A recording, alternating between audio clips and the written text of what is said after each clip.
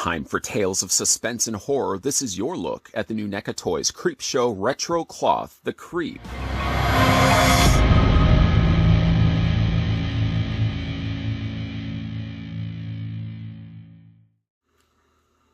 Welcome, boils and ghouls. As the purveyor of all that is gruesome and grotesque, I bid you welcome to Creepshow. So sit right down and prepare to enter my world, where creeping creatures and nefarious neighbors inhabit our nightmares. Each new story delights in its insidious intent, and I won't stop until every hair is raising on end.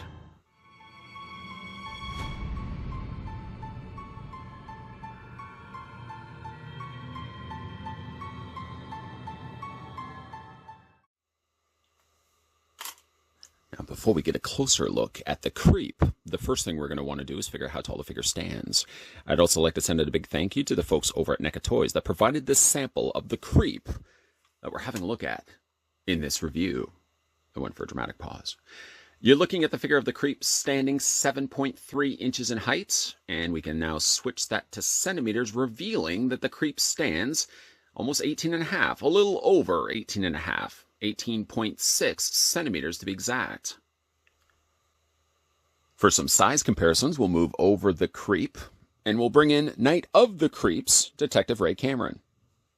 You're probably thinking to yourself, is that the only reason why you brought him in? Because they both have creep? Well, actually, no, there's another reason for that as well. Not only is it Night of the Creeps, Ray Cameron, also paired next to the Creepshow, The Creep, but also actor Tom Atkins happened to be also in the movie Creepshow as Stan. He shot it in 1982, the same time as he was Dr. Daniel Chalice, that everybody knows, of course, in Halloween 3. So I thought it would be a perfect time to bring back, any time that I can get the excuse to bring Tom Atkins in as a size comparison. Gosh darn it, I'm going to do it. So this is what the creep from Creepshow looks like next to Stan, or Tom Atkins, who was also in Creepshow as well. Whoosh. Just barely got that Tom Atkins quota met for 2020. I'm going to have to see if I can bring him in for a 2021 review at some point.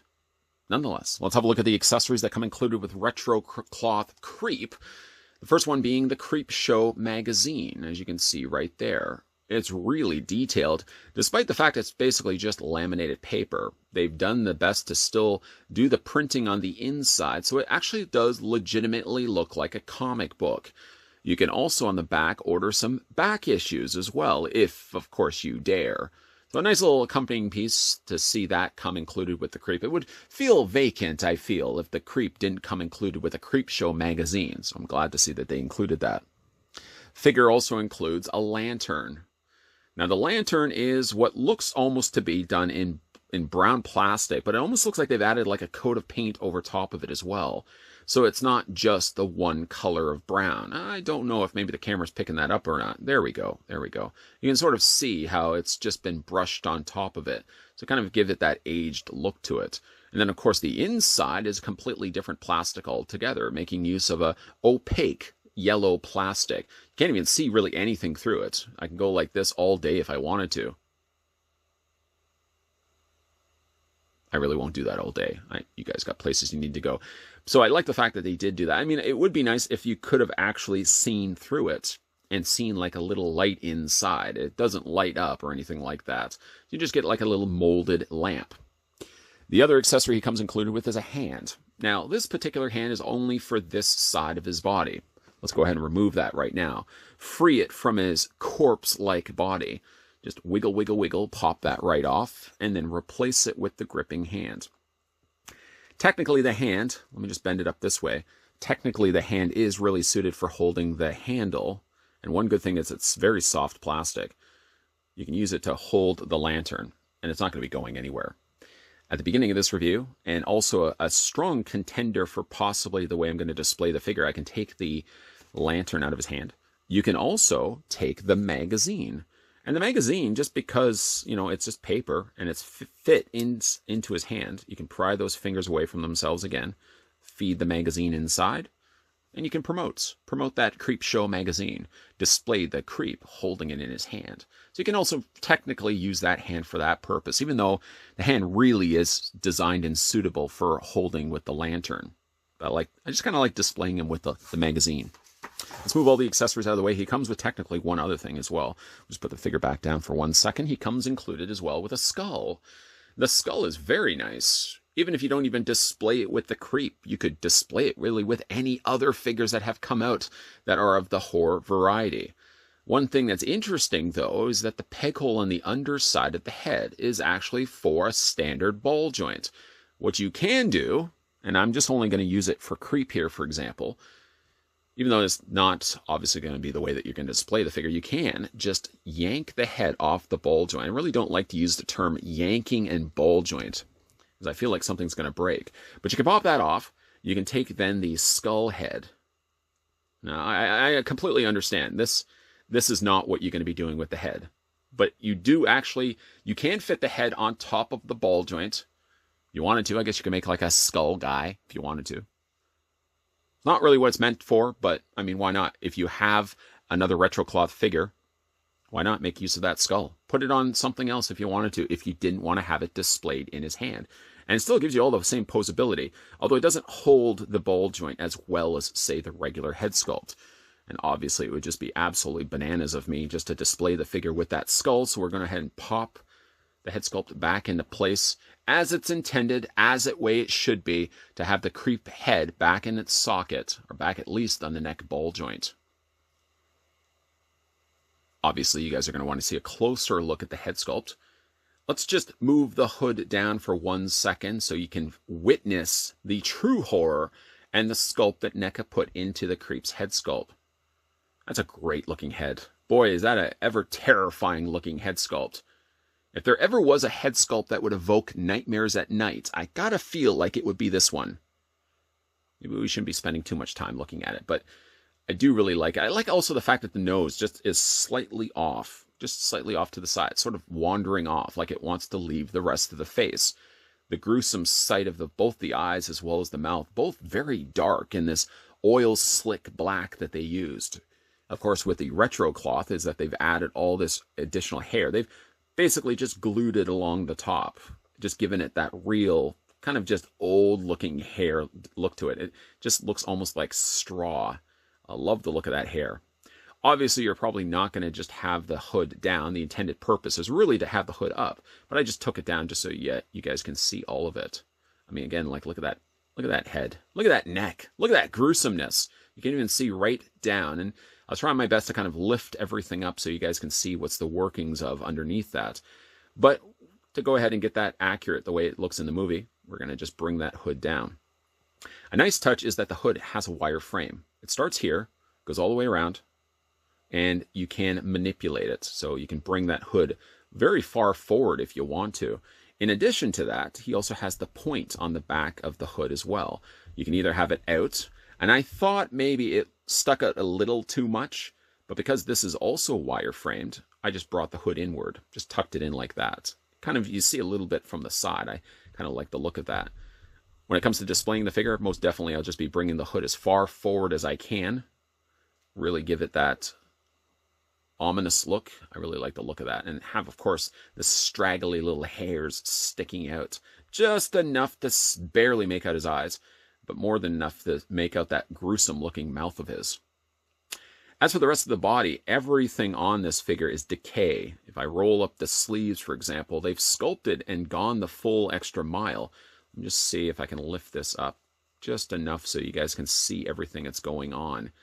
I mean, it's almost a bit of a waste of the sculpt because it's so good that all of it is really being covered over by this cloak. In a way, it's sort of disappointing because I'm really happy with how the sculpting looked of this. It's so malnourished and decaying that it gets so unfortunately lost because you've got the cloak over top of it. I mean, really, they could have just phoned this in and only really sculpted really from like the knee down and really from like the elbow down, and none would be the wiser. Nobody would look. Nobody would look underneath that. But just to show you again, they put as much detail on things you wouldn't see to the figure as the things you would see. I really got to think that they're going to use that body for something else. Again, using it for the creep is ideal, but wasting it underneath all of that, that is too good of a sculpt to waste on something you're not going to see. I would love to, even if they just released a corpse body, just release a corpse body. You could easily use it for other figures that have come out. You could use it for like a Jason. You could use it for a Freddy. You could just adorn your entire backdrop with just retro cloth decayed bodies.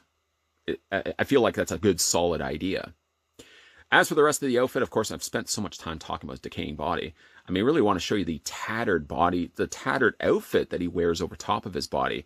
I like how it's frayed at the end of the sleeves, and actually equally so, it's frayed everywhere on the edge of it, down at the bottom of it as well. It looks torn, and you can see the individual threads are all sort of just hanging off of one another. It just looks great, and it looks accurate to the way he looks in the film. I love the darker sort of brushing of brown and dirtiness that they've added to it as well, so it doesn't look like it's clean either. I don't suspect he's doing much dry cleaning of this sort of thing. This is something that's going to look old and decayed, just like him himself. A bit hard to read, I'm sure, but I'm quite in love with this particular retro cloth release of the Creep.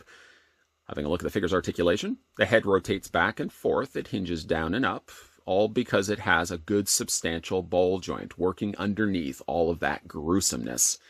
Gruesomeness. As for the arms hinge out. Even though it is like a decayed body, and it's very thin in design, it doesn't mean actually that they've skimped at all on the articulation points. In fact, even if you look at the elbows, there's a double hinge joint working there, guys, right there. So you can get still a full bend in the elbow. Something that you don't normally see a lot of with retro releases. In addition, the hands do rotate all the way around. They, as well, also have that hinge up and down as well, so you can move those arms back and forth. He does also have an upper torso ball joint. Keeping in mind, we've already looked at how gruesome that looks underneath, but he does still have all a functioning body that you can still fully rotate if you want to. The legs split out, a little more limited, of course, because he's got this over top of it. The legs go forward. The legs go back. He has a swivel on the top cut of the thigh. He has a single hinged knee, and that knee also allows the lower leg to rotate. And of course, when it comes to his feet, some of you of course would be curious as to what kind of articulation they put onto this figure.